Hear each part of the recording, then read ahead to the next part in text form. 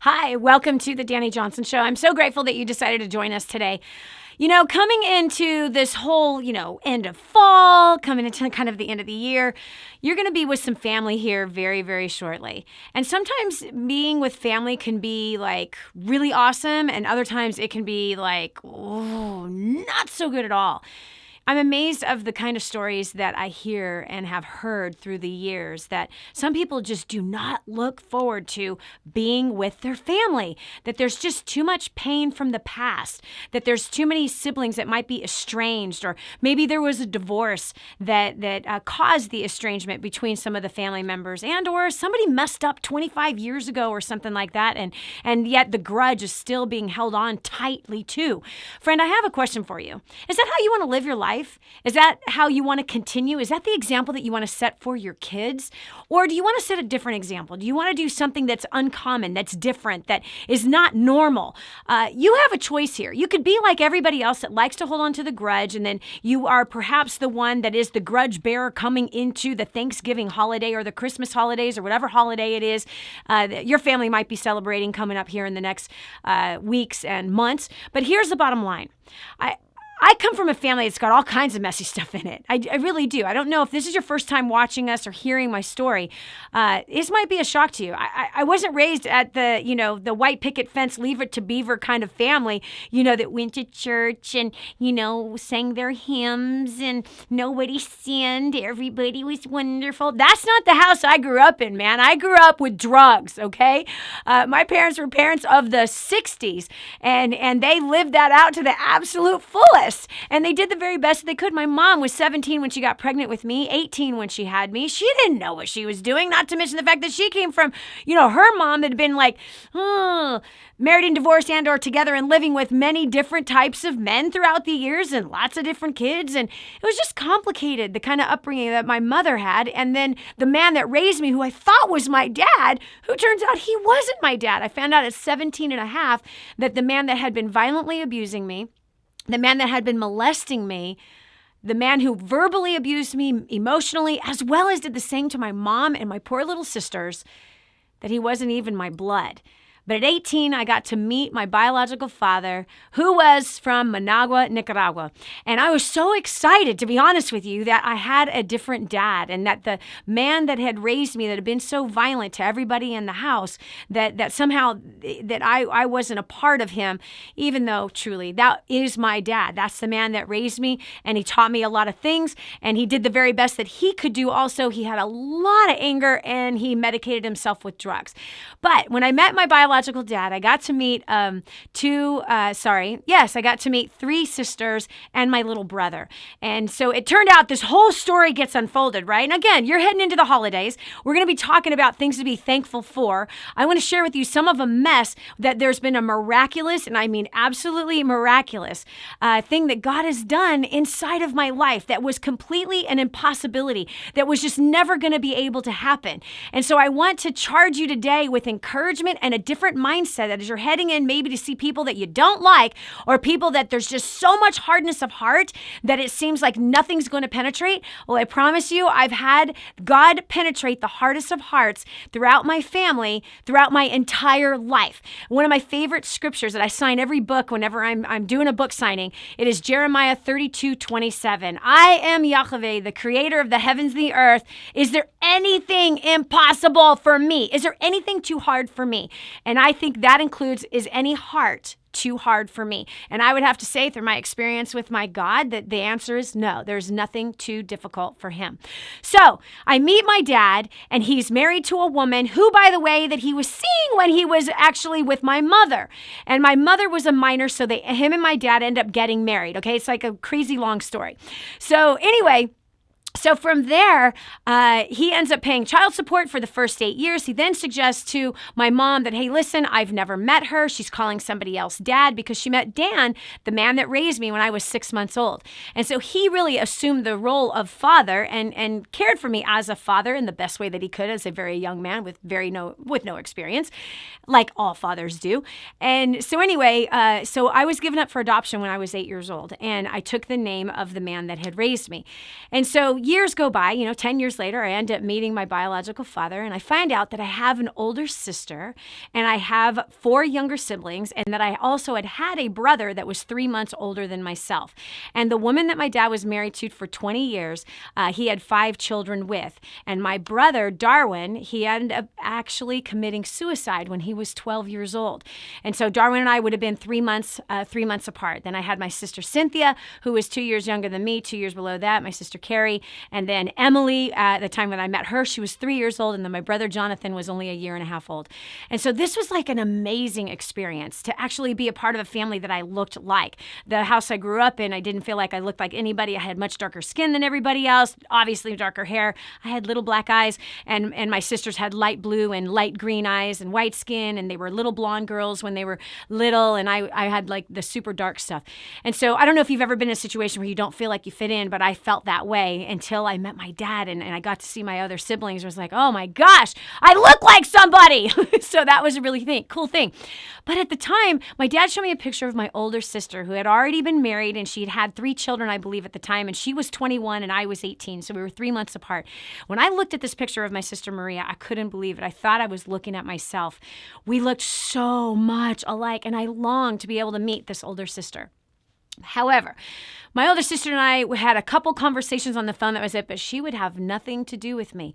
She didn't believe that I was my dad. She had believed a story that came from our stepmother that I wasn't a part of the family, and she really believed it, and she had a really good, solid relationship with her stepmother. And in fact, my dad's wife really took her in when she met my dad. My sister Maria met my dad when she was 12 years old. The 2 of us came from different women than the woman that my dad ended up spending most of his married life with. And so here we have, again, can you see these crazy dynamics of where somebody can come from, right? Seems pretty muddy, right? So she had a great relationship with Myra, and Myra and I just, for whatever the reason was, I think I know perhaps, my mom was the other woman, and my dad ended up marrying my mom first. And so I can see why there would be some kind of resentment that was involved there. So the long and the short of it is that my sister Maria, I longed to meet her, and yet she just refused. She wanted nothing to do with it. She felt like she would be disloyal to her stepmother if she ended up meeting me. Well, my dad kept pressing the 2 of us, and obviously I'm like, yes, I want to meet her. So my dad kind of did this funny little arrangement and invited me to California to an uncle's house, and invited my sister also, and didn't tell my sister until my sister was already there that I was actually coming. And so what I'm going to do now is I'm going to bring you to a place where my sister and I had the opportunity to just sit in our house when she came for a visit, and we just kind of turned the camera on, and we kind of videoed the first time that we got to meet. We videoed how each other felt at that time, and the miraculous story that actually started to unfold. So if you like stories of reconciliation, if you like stories of where it seems like it's impossible, for 24 years, Maria refused to meet her younger sister, refused to believe that we were even sisters. Today, Maria and I are inseparable. We have to see each other pretty much every 2 months. We talk very often. She has been such a huge blessing in my life. In fact, she's one of the biggest encouragers in my life. And it's amazing to see how God has made all of us, and even in a birth order, how there's a desire inside of a sibling, a younger sister. Even though I was the oldest growing up, and I had never experienced being a younger sister, I had this yearning for an older sister, and God really has answered that, where he has brought so much healing through my older sister that she can speak words into me that nobody else can say, and bring enlightenment, encouragement, uplifting. It's like she's got this particular place inside of my heart that nobody else has. And so I don't know where you might be in your family, whether you're estranged from siblings or not, but people have asked Maria and I for years, like, how did this happen? Like, we want to hear that story. And a lot of people actually contact my sister to say, like, what do I do? My sister won't talk to me. And she's been a great encouragement to the whole community that meets out at First Steps to Success in Creating a Dynasty. So I believe that this next part of this video that was done right in our house, again, just kind of an impromptu, we both just sat down, started recording and just kind of let it all hang out, basically, about how the first time that we met, how that unfolded, and where our relationship is today. So as you head into this holiday, just remember, nothing is impossible. Be grateful for the moments that you do have and for the people that you do have in your life. And wherever it is that they are in their journey, because I promise you that if there's a yearning in your heart for reconciliation, the God that you and I serve, he's a God of reconciliation. He's a God of restoration. And when he restores something, he brings it back to exactly where it was supposed to be in the very beginning. And Maria and I both have completely felt that. We have felt this amazing connection with each other, deeper than the best of friends, as though we've never been separated, as though that we spent our entire lives together. And I feel so very blessed for that. So I want to encourage you that no matter how strained a relationship is today, it doesn't mean it's going to stay that way. And if you have to see that person heading in this week, don't worry about it. I want you to cling to hope. I want you to cling to trust, knowing that anything is possible and that in a moment, everything can absolutely shift. So as we head into this video, just know this. It's 9:30 in the morning when I met my sister. I walk in, her daughter is sitting with her, whose name is Darlene, by the way, which is my mother's name. Another crazy, wild, wow, seriously? Anyway, so I walk in and her daughter right away says, holy blankety blank, she's your blankety blank twin. And pretty much that's where this video then picks up. Her daughter instantly recognizes, Mom, there's no denying it. This is your twin. This is like, you can't deny any longer. And that's her kid that's actually saying that, which obviously brought tears to my eyes. And so the setting is that we're at my cousin's house. We've got our aunts there who are in their 80s. Imagine little Nicaraguan women that got white hair, and then all of our Nicaraguan cousins that are there. And then there is Maria and I, and it's going to be the very first time that my dad has his dream come true, which is having both of his older daughters together in the same room with him. And he was beaming ear to ear when I walked in the door. And then, of course, hearing my niece Darlene say that. And now you're going to hear Maria take it away as to what her thoughts were in the very beginning. So I hope today blesses you, encourages you, and that cling to hope, cling to faith, cling to truth, because I promise you, he is a God of restoration. If you're praying in that direction, he's going to bring it into your life. God bless. Enjoy this next part of the video. It's going to be awesome. Okay, so what were your thoughts? What were your thoughts when I first walked in? I was a little nervous and stuff. And I saw you walking around and giving everybody hugs. I'm like watching you. I'm like, well, let me have another beer. Maybe I can have the guts to say something. Yeah, I was nervous and stuff. I was just watching you and trying to see, just what you were about, pretty much. I mean, and then we took pictures outside with Dad and with Darlene and everything. I have our very first picture, actually, that we took right in the kitchen. Oh. And you would not smile. She would not smile. I would have to smile. So, was it finally when we were in the basement? Because our aunt took us down there. She wanted to show us a lot of the like decorations or whatever you call it from Nicaragua. So we went down there, and granted I already had a couple of beers, and I kind of had to go to the restroom.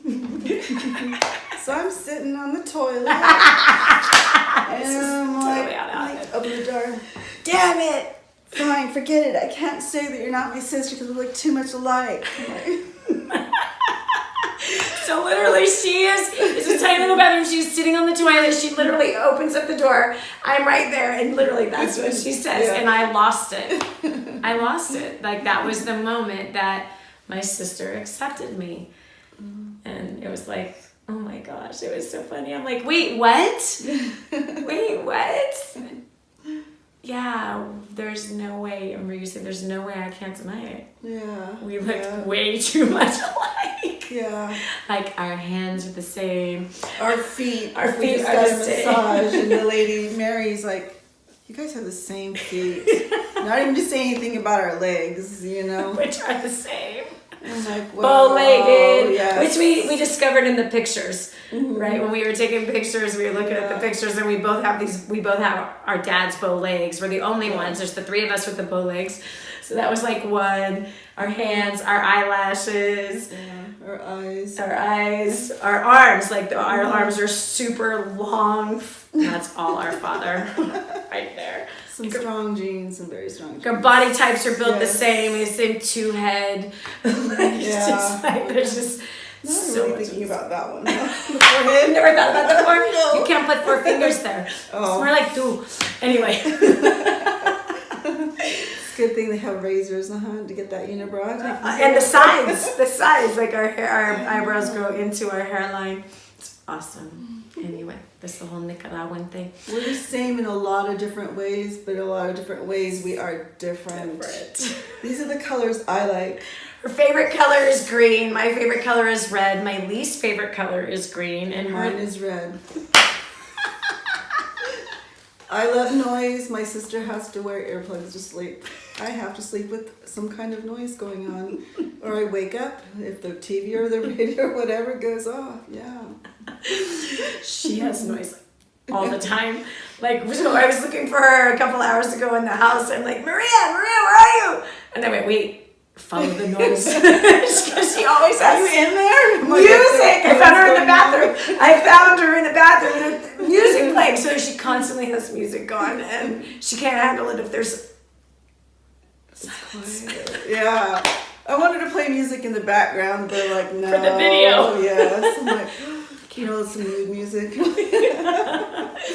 Okay, so let's backtrack. So we meet for the first time. It's the very end of the day that she says, okay. And you had to leave. I was like hoping, because you had to fly out and stuff. I'm like, it would have been really cool if you were able to stay longer. Another day or something, yeah. Well, if I had any idea you wanted me to do that, I would have changed my flight.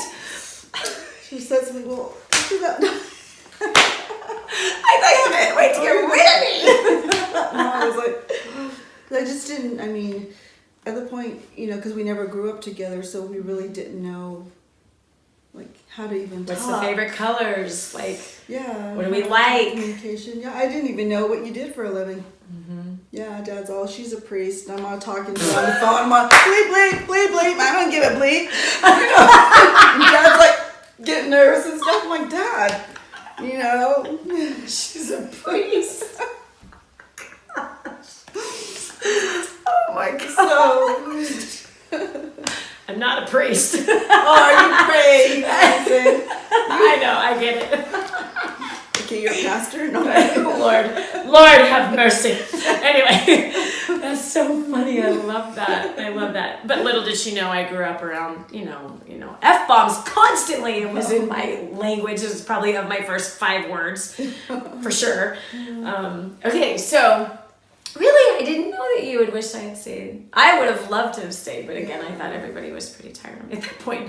Okay, so then it was a few more years before we saw each other again. And again, it was life, and we exchanged phone numbers.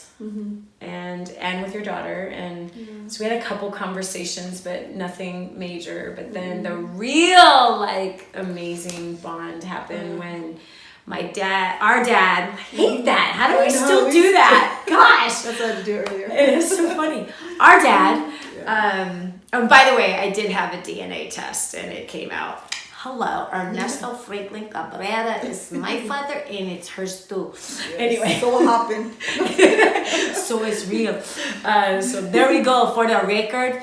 Yes. We are his children's. Because they're both bootleggings. We have the proof. Yes. The shoulders, the long arms, the scrawny legs. Okay, anyway. So our dad was retiring from his business, which we thought never would happen. We thought for sure he would die at work because he was a full-on workaholic. Loved his work and loved all that, but he retired, and so he was coming to spend a month with our family, with my family here in Texas. And so I surprised him with a retirement present of bringing Maria to Texas without him knowing. And so I worked it out with her, and we totally surprised him, and he almost had a heart attack and died when he saw her. So that was a really wild thing. I pick you up from the airport. It was the first time in a car alone together, right? Yeah. So it was so wild, and just talking and on my whole way picking you up, okay, this is what I'm getting These are the questions I'm going to ask. You know what I mean? Tell me more about your childhood. Tell me about, how many siblings you had. We had a lot of backfilling to do and getting to know each other. And that trip was, you stayed with our family, and that was it. We've been crazy close. Yeah. since that time. What was that trip like for you? Well, first thing made me get on a plane. I do not like to fly. I'm the biggest chicken. I don't even like roller coasters. The full-on bad A is a chicken. I mean, this is a tough cookie. Yeah. Like, you have been through so much hell, and she's afraid to fly. Yeah. Who would have thought? Special. No, it was like when we're driving and stuff, I'm like, okay, I was thinking of what kind of things could I ask and stuff to get to know you better. Because then, missing all those years and everything else, even though every couple of years we'd contact each other, it was still a huge gap of not knowing each other. Mm-hmm. So, like Didette says, we go in the backyard. My dad doesn't even see me yet. He turns around and he almost fell off his little chair. And he's like, oh my God. So he got two of his daughters there together in one place. And then here comes this handsome looking dude, Micah. Yeah. I'm like, I did not even hear a word he said. When he's talking to my sister, I'm like, really? Oh my God, my son and him, wow. Well, a couple of our sons and stuff, yeah. But the Micah, he puts his head back and he laughs, and then he was wearing little glasses. Yes, just his like mannerisms and stuff are so much like my son. I'm like, wow, that's just sealing it even more. I'm like, wow, it's crazy. In fact, you pulled out your phone. You're like, oh my gosh, you have to see this. And then she pulls out her son Aaron, and they have like the same haircut, right? They both have a little bit longer. Yeah. They're both artists. They both same personality. And so Michael laughed, right? Because the first time meeting her, she's like, you sound just like my son. So we ended up calling Aaron. We ended up calling Aaron and having them talk, which was so cool. Yeah. Mike is sitting right here, by the way. That way. He helps to produce this. Yeah. So that was a trip. And then your son, Elijah, who looked also so much like Micah. Micah looks a lot like our dad, but lighter hair. His father's blonde-haired, blue-eyed, and so his dad's Viking genes got in there only by coloring. But he's the full-on light-haired, light-eyed, white-skinned version of Ernesto. Yes. And so is Aaron, for that matter, because Aaron's the same color skin as Micah. Elijah. And then, was it my daughter Twilight and your granddaughter? Oh, that's another one. They look like sisters, like her and I. Yeah, that bloodline that our dad has is like so extremely strong. It's been passed down to grandkids, and my daughter. Crazy. Yeah. Crazy. Really crazy. And same with Erica and Darlene. Erica and Darlene look just alike. Yeah. And Roman looks more like her than he looks like me. So she could be Roman's mother much more than I would be. Which is so funny. Okay, so that was a super massively bonding weekend. Cooking together, breakfast, lunch, and dinner together. We went dancing with Dad together. That was so much fun. Yes. These girls wanted to take pictures with Dad and everything else. I know they're asking, younger women to go dance, and they're like, oh my gosh, it was such a blast. It was such a blast. Yeah. Yeah. So, And you invited me to your seminar. You invited me, just come to my seminar and stuff. And I'm like, I don't, it's like, okay. I'm like, because I'm not somebody just to sit still and stuff. It's too much. I'm like, okay. I told her, okay, we'll go. It was in San Diego. In San Diego. First steps to success. Yes. So we're going up the escalator and stuff, and I'm like, I see these people around. They're wearing these badges, and then we go up, and I see these big old banners of you, and I'm like, wow, I did not know. Because I never followed you. I never looked into anything like that. And when I seen all this, I was like, she's amazing. She's changing so many people's lives. And the people are camped right there with their pillows, sit right there, just to be able to see you and hear you. People in lines and lines, and I had people staring at me when I was sitting there, not knowing yet who I was, but they were like, they look alike. And the lady's she was 2 seats over, and she's like this. And I could feel her. I was like, okay, Yeah, that was pretty crazy. And I was on the edge of my seat the whole time. I mean, everything that you say, and everything that you've done. It's the first time you got to hear my whole story. Yeah. And I mean, I said the first time I heard you, talk about your story and stuff, it hurt. Every time I go more, it hurts more, just because now we're getting to really know each other more, and it kills me to know what you've gone through. And if things would have been able to change, then obviously, I probably would have come and hurt you for acting like a brat. For doing some of the crazy stuff you did. Yes. Yes. But, yeah, and then when you introduced me that night and stuff, they're like, that's why you guys look so much alike. Yeah. And you brought me up there, I just freaking cried and just lost it. Because for every reason I did not acknowledge you, you didn't have to acknowledge me. So.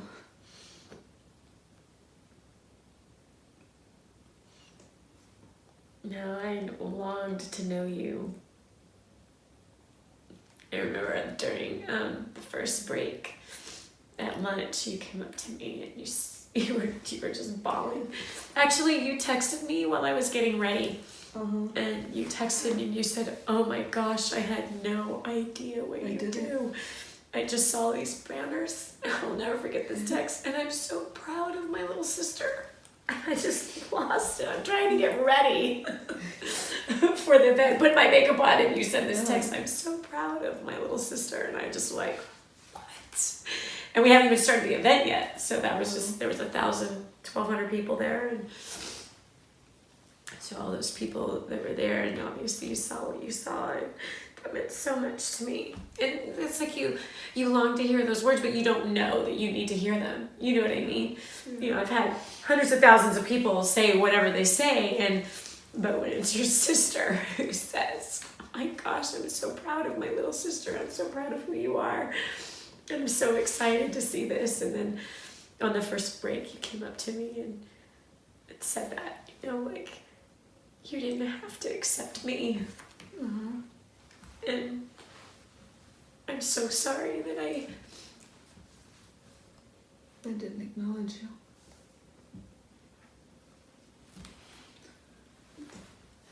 Por pendeja. What's that? It's kind of like for being a dummy, in Spanish, for being arrogant and not wanting to hear, or just to being myself, being pig-headed, and not wanting to, just to acknowledge it, that you were my sister and stuff. Yeah. That was like an amazing time and an awesome hug and really first steps. I think that was the weekend for Dad's retirement, but then first steps really it's like knitted together.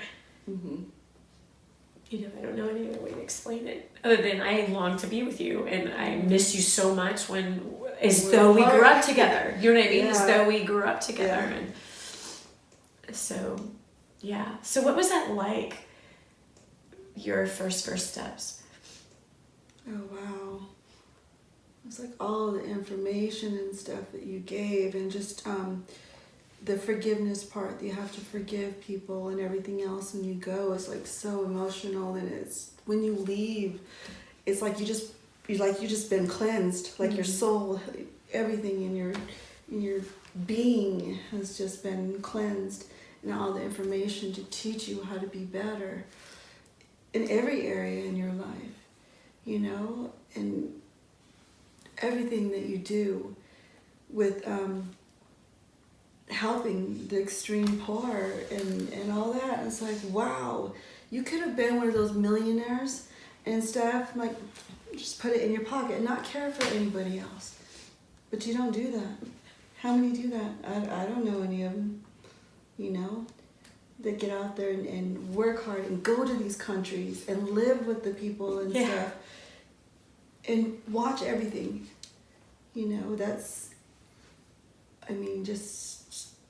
And not only that, making sure they have clean water and building houses for them, showing them how to survive, also things that they can do to better their living. You've like gone way beyond anybody would have ever. I don't mean yourself personally. I mean like what you do to help people. You've gone above and beyond. You need to make other people's lives change. You know, I mean, going to countries. I mean, flying all that time. I know. It's just like, oh my gosh, how long are you gonna be on a plane? I know. No, I can't help myself. I can't help it. Just because you have such a huge heart and stuff, and you want these people not to be struggling in their environment. You and I know what it's like to struggle and to be abused and to have nothing and to have nowhere to go, and we both know that feeling. So like, I can't help myself. I really can't. Okay, so you've had people, especially at First Steps, you've inspired so many people. And whenever you're at the event, like, people are just so, like, they're so inspired. And you've had a lot of people come to you and ask you for advice. And they would tell you their story. So just talk a little bit about that, because you really have a message. You really, really have a message about restoration. When they come to me and ask me, well, I'm longing to reconnect with a sibling of mine, or I haven't talked to my dad in years, and I mean, you know, I did that to my sister, and I'm the one that lost out, just because I didn't want to be open-minded or open my heart. And well, just like one of the ladies and stuff, I'm sorry, I can't remember her name, she's like, they have the same dad, but I guess he had an affair and got the other woman pregnant. So, but the girl doesn't want to acknowledge him. Yeah. It's the same, right? Because Dad was with Myra, and she was pregnant, and he had an affair, got my mom pregnant, and it's the same scenario. Yeah. So the other girl doesn't want to acknowledge her. Exactly, the same exact. I'm like, well, two sisters. Yes, exactly. Yeah. I'm like, maybe just keep writing her letters and stuff, or try to contact her, and hopefully something will happen that her heart will turn soft and not be black and accept you. And I told her, because I missed out on a lot for my stupidity, and hopefully you can get that bond together with her. And she was showing me a picture. I'm like, wow, you guys look a lot alike also. So how could she not say? But I think that, again, maybe it's somebody in the back of her head, you know, saying something, and that's why the other woman has chosen not to so far. Like, you know, hopefully God will, you know, open her heart to that she's able to meet her sister and be in their lives. And at the seminar here in Texas, April, I don't know what her last name is. Remember, she was saying she's going to go. She hasn't met her brother in a long time. Yes. She's not telling him that she's going because he might just overthink things. But she's going to go. 7 years. 7 years. They've been estranged for 7 years. Yeah. And that's just one of the, you know, people like, well, me and my sister just got reconnected, and because of the restoration with you and your sister, it's brought us to where we're open-minded, and we just know that we have to be in each other's lives. I mean, I never thought of what we did. Yeah. You know, I had touched so many people's lives until these people coming to me, and I'm like, wow. I mean, just, you know, go in there and meet the person. Don't have whatever you had in the back of your head. You know, just go forward with an open mind. Don't judge. I mean, you lost too many years because you've done that, or they've done that, whatever. Yep. There's never, ever, as far as I can see it now, you know, an excuse to be estranged from one of your family members, because things happen, you know, life happens. You know, you can't always think that somebody's going to think the same as you. You might get hurt for a moment, but it's just time to come back and love each other and be a family. Because God forbid that something would happen to that person and you never got that last chance to be with them. you know, do you really want that? I know, I'm so glad that that's never happened to us, and it's not going to happen just now. Yeah. Dork. I mean, so, I mean, you just don't want to, you know, wait too long so you can never ask that person for forgiveness. That's how I see it. So you obviously never thought that, I'm like catching it right now, like, so I think that God had such a bigger plan, right? So I long to see you.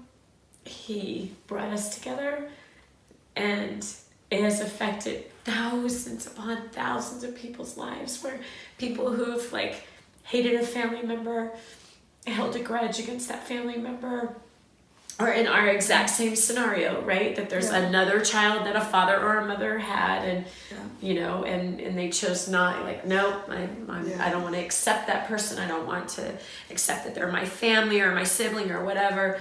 You know, people find so many reasons to not like each other, which is so sad.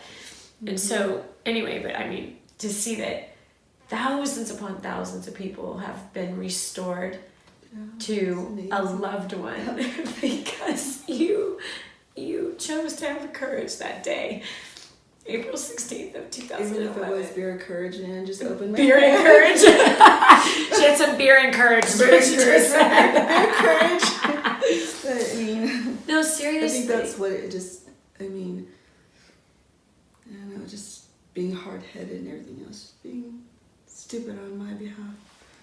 You said something when you came to this house. You went upstairs into the bunk room where I have all the kids' pictures. Talk about that moment when you saw, because it's like their newborn picture all the way to whatever's. You mentioned something to me that night about how you felt. You went and you saw all those pictures upstairs. Oh, that I missed, pretty much. I missed out on all of them growing up, and just looking at their faces. I'm like, kind of looks like my kid right there. And that one over there, mine. I'm like, wow. Yeah, it's just all the beauty and all the pictures and all the, you know, were just amazing. Amazing. And then seeing pictures of you and up there. So I want you to talk to that person who's still just got their heels dug into the ground.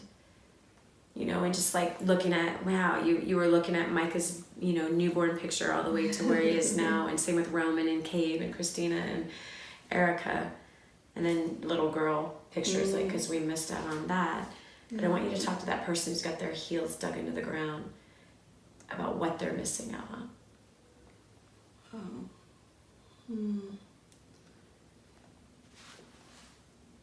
I mean, by not being in contact with your family members and stuff, you just, as the years go by, there's more hurt going on. You're not only hurting yourselves and stuff, you're hurting your kids, their kids, so the next generation pretty much you're hurting, and they're not going to be able to lean on each other as cousins, aunts, uncles, and all that. And I mean, you need family. You need family. I mean, it's just the most important thing. It's just time to forgive and forget and move forward. There's nothing that bad in this world. It doesn't matter that you can't ask for forgiveness and not be judgmental. Go into that person, meet them open-hearted, and just say, I love you, I'm sorry, and move forward. That's that. I mean, that's, you know, that's what has to happen. So from this side, if you longed to meet somebody, you know, whether it's your sister, your brother, you've longed to find your biological parents, you've longed for restoration to happen between you and your spouse or someone from your past, don't give up. Don't give up. Pray. Persist. Love. Don't judge back, right? Because you know, I longed to be with her, but at the same time, I had to understand that there was a different perspective that she had. And so if I were to judge her perspective or judge her position concerning me, my mind could have went in you know, a dozen different places. Yeah. She's too busy for me, or you know, why doesn't she want to know me? I mean, I could have had so many different like ideas as to why it didn't go the way that it did. But the bottom line was I just kept asking God, like, God, please do whatever it takes. Like, you know, you can part the Red Sea. You can bring my sister and I together. You know, you can do anything. So, you know, do this. Like, I'm asking for this restoration. And, you know, for whatever the reason is, whatever it is that I've done, whatever I have done to dishonor her, disrespect her, whatever I've done to make her not want to have this relationship, please, like, heal it, show me what can I do to make it right. And sometimes you don't get an answer, and sometimes there's nothing you personally can do to make it right. Sometimes it is what it is, right? And just, again, I had no idea why until that day of her sitting on the toilet and saying, all right, I can't deny it anymore. We look way too much alike. I know you're my sister. So anyway, the bottom line is that just persist, and do not judge. Do not jump to conclusions. Don't make assumptions. Do not, whatever you do, create a problem and make it worse. But instead, just choose to love. Choose to love. Choose to love. Choose to love. And be ready for that amazing miracle that can come out of this amazing thing, because I can't explain it. To actually have somebody when you're growing up and you don't look like any of them, and then you meet somebody you look like, and it's like, wow, damn, I actually look like somebody, or they look like me because I'm older. Yes, she was first. So, but it's that's wild. such amazing, yeah. Mm-hmm. Yeah. And to learn about each other. Mm-hmm. The differences, our personalities are exact opposites, which I love. I absolutely love everything about who she is. I don't know if she loves everything about who I am. I do. She's just got to put the music on a little bit louder. Oh, which is so fun. So much fun. So, anyway, yeah, this has been an awesome, amazing ride, and I'm so very blessed to have you as my sister. And I'm blessed to have you as my sister. I'm so blessed by the impact you've made in my life. You bless me like nobody else can. It's like God had set a part inside of my very DNA that was just for Maria, just for my older sister, that it wasn't for any of my other siblings, but it was just for you. And so the way you encourage me, the things you say to me, how you speak to my inside, the way you inspire me. Your timing is crazy. Your encouragement is crazy. And it means the world to me. And it's brought so much healing inside of me. So much deep healing that has been brought inside. And I'm so very, very grateful that you put up with me. That you love me. I know that you love me. Yes, I do. And I feel it every single time we talk. Well, how could I mean, I encourage you and stuff because you're amazing, and we meet people, and the people are like, well, if it wasn't for Dani Johnson, these things would happen. You're the amazing person inside and out. I mean, to me, it's like, wow. And you've done such a huge thing. But you could have a different perspective. You could hate me. There could be jealousy, and there's no jealousy between the two of us at all. Do you know what I mean? Like, I have family members who've been, they don't encourage me. They've been to First Steps. They are like, I'm not, my kids, yes. You know what I'm saying? Like, there's lots of different responses of different family members of what I do professionally. Mm-hmm. You have never been threatened. You've not been jealous. No. You've done nothing but give encouragement and love and inspiration. How could I not? You're amazing. Come on. You're How could I amazing. not? You're amazing that you have the kind of maturity to not be jealous of what somebody else does or what somebody has or what they've done or whatever. You're not threatened. I mean, you have so much humility inside of you. I remember Sarah, where she's like, okay, so like exactly how is it, you're in my mom's relationship? And I just said, she's the most amazing sister I could have ever asked for. She exceeds the expectations. She exceeds the prayers I pray. And she's like, how? And I just told her, I was telling her about how you and I are. And she's like, you're like the first woman that she's ever been like that with. I said, why do you say that? She's like, you saying my mom encourages you, that just doesn't really gel with me. Which I thought was so funny, because you were so outrageously encouraging. And so anyway, she was really surprised that we're as close as we were. And she's like, my mom talks about you quite a bit and really wanted me to meet you. And she's like, I'm totally weirded out by this. You know what I mean? Because she said, she goes, I've never seen my mom so happy with another female relationship. And I mean, outside of your kids, because you have 8 kids and most of them are daughters. So you have a super tight relationship with them. But she was really surprised that I had somebody a sister that I'm that in tune with and everything else, because I have another sister, but it never has been like that growing up. Same with me. Yeah. Same with my She's other short, sister. has blonde hair, blue eyes, or brownish blonde hair. Mm-hmm. Yeah, I was outside beating up on the boys. But I never,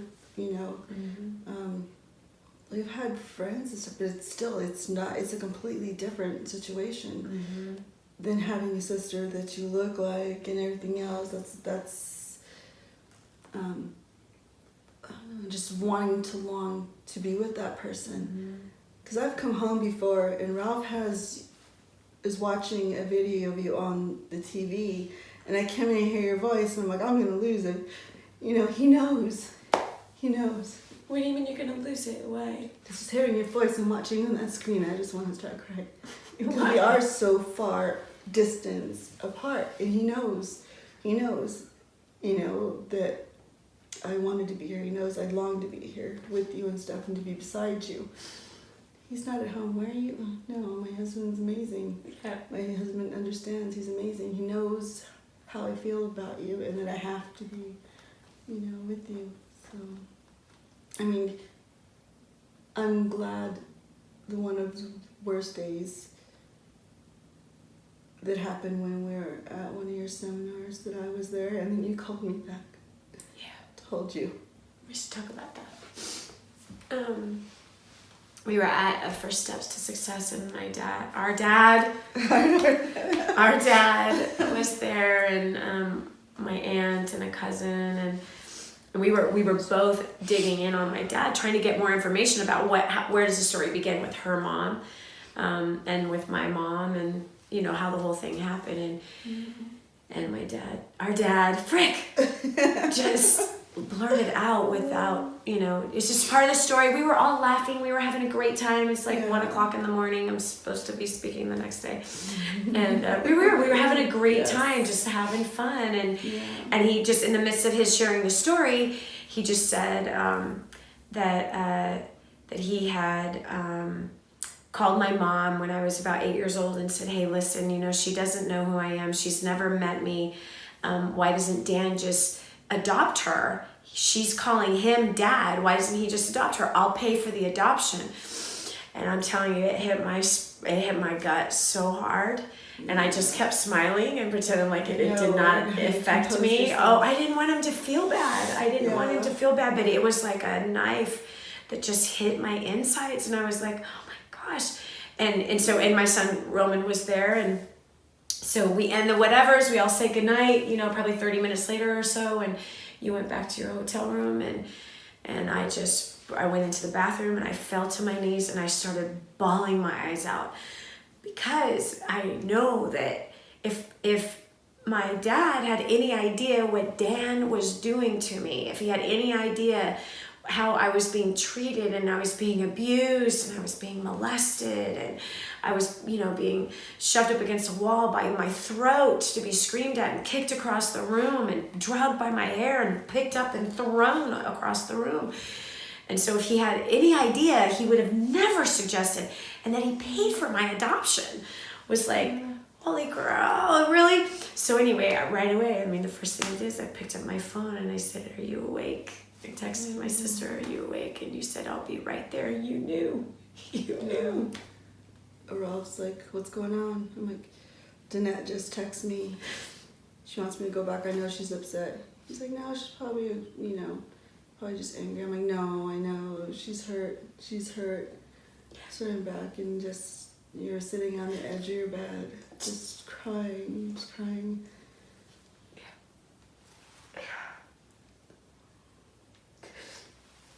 For 2 hours till 3-something in the morning. And you were so amazing. Your words, your advice, your love. It was just sobering, right? And I said I just got this picture and we found out that we lived 10 minutes away from each other and did not know each other, right? We had lived 10 minutes away growing up from each other. We could have ran into each other so many different times and places. It was Southern California is a busy place, but I just kind of have this picture like, wow, our dad, the three of us lived within minutes of each other. And I would think, oh my gosh, it would have been so amazing if I would have had weekends, right? To get out of the house where I was being raised and go and be with my dad and my sister, right? And if, even if it was like once a month, like just to have the break from all of the craziness and chaos would have been so amazing. And so I just had that flash of all that I missed out on, and that I could have had an older sister that I could have been telling, like, this is what's happening to me. And I know you would have protected. She's a protector. I'm also a protector. And I know you would have protected, watch out for me, and I know you would have totally advised me. You got pregnant when you were 16 and married, and you would have totally don't do this. Don't do this. You know what I mean? Amazing to have somebody saying that. And beating that into me, that would have been a great thing. I could have not done what I did at 17. Gosh, you know what I mean? But anyway, the way you you were so gentle and so kind and so loving to me. Well, as an older sister, that's my job. I'm supposed to protect you. I'm supposed to love you. When you're hurting, I'm supposed to be there. I wasn't there when you were in the wheelchair. I wasn't there when Erica had her surgery from asthma. I wasn't there for any of that stuff because of my stupidity. And I'm pretty sure you needed me then and I wasn't there.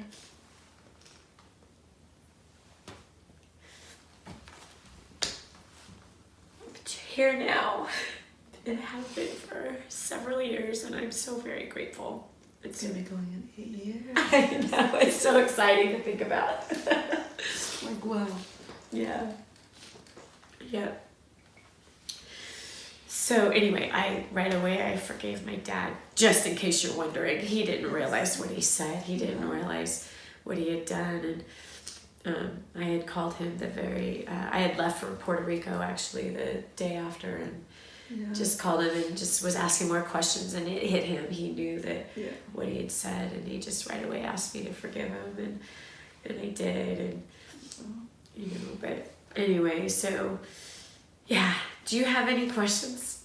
No. No, you're good. Okay, so he doesn't have any questions. He's been sitting there. I've been crying a couple times. You've been crying a couple times. You're hearing more of the story, which is so awesome. You're hearing the story of this. So. Well, it's not just the new stuff. It's the... Yeah.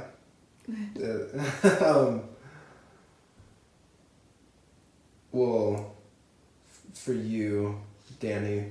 Mom.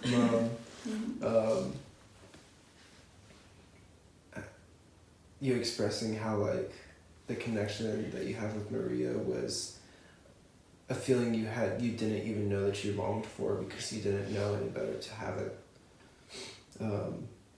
And it's so beautiful just how, like, that's, I don't know, it's just like you're wired to long for that. And I don't know, it's just God planted it. Exactly. You know, God planted that desire yeah. inside of me. And I never pictured myself to be a younger sister. Yeah. No. No. I've always been an older sister, so. You still are. Yeah. I'm like to two families. At least that we know of. For now. Father. Dad, is there another one out there? That's the running Cabrera joke. It is the running Cabrera joke for sure. We just come into the world to repopulate the world, just the Cabreras and themselves, right? She has 8. I've got 5. My dad, our dad had 7. There it is again. What the heck? I don't know. I do that with my other brothers and sisters too. My mom, you know. Which also was so funny when I got to meet your a couple of your brothers. Oh, huh. So fun. Where Paul like stared at me. I know. Tony for hours. Tony was just staring at her, tearing, and he looked at me and he's like, "Wow," you know. And then when I see you too, I see Sarah. Yeah, her daughter. Sure, my daughter, she has a Sarah. daughter that she thinks look more like me than looks like her. Mm-hmm. But yeah, it's You been can switch kids, nobody would even know. I know. People wouldn't question. A couple of them for sure. No doubt, people would not question. Because Christina could totally be your kid easily, and then Darlene could be mine. Mm-hmm. Yeah, it's all kind of funny. Anyway, so I hope that you enjoyed today, and I gotta go fit my mom. I know, me too. I was crying. No. I'm so proud of you. I'm really, really proud of you. Oh my I'm gosh, proud of you. you're amazing. Jeez. No, seriously, your humility really inspires me. You own your stuff, and that's just really inspirational. Most people can't do that, and you have a tremendous amount of humility and maturity, and it's shocking. Oh God, 53. I hope I get some kind of maturity in some points, but not too much. Some people don't. Yeah. Some people never mature. They just never mature. So yeah. Anyway, we can keep talking for hours, as you can tell. Yep. So we're gonna sign off from here, and I hope this blessed you, and I hope you took the advice from my sister. My elder sister is very, very wise. And see what we're teaching you by our relationship, and this is a blessing to us. We want you to be able to be with your family member right now that you're estranged from, to have the same blessing. Yes, yes. So restoration is possible because He restores. Yes. And He has absolutely restored us. And restored us to our Father as well. Like we have an amazing relationship with our Father. Like we are so close with our Dad. Yeah. Give me a break. So nothing is impossible. Nothing is impossible. You got to take the right steps. Everything that we talked about. So God bless you. Open-minded and with love. Yes. Yes. All right. Talk to you soon. Bye. Bye.